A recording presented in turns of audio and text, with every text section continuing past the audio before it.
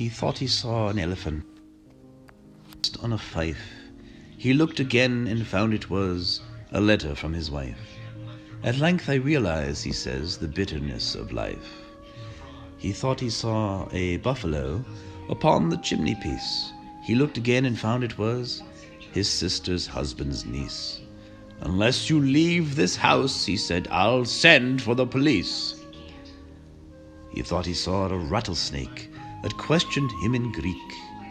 He looked again and found it was the middle of next week.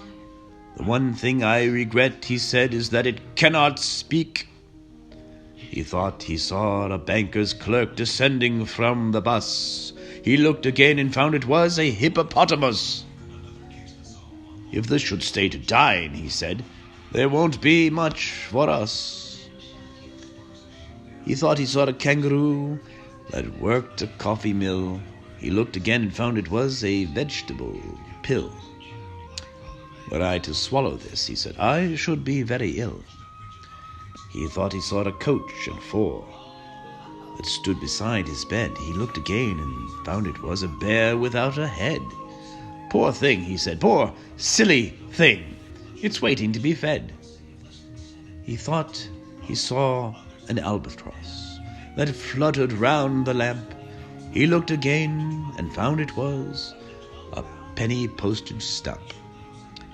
"You'd best be getting home," he said, "it's very damp."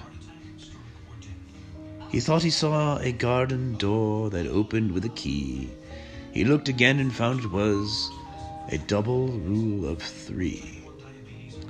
"And all its mystery," he said, "is clear as day to me."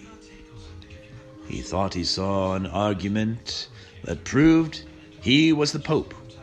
He looked again and found it was a bar of mottled soap.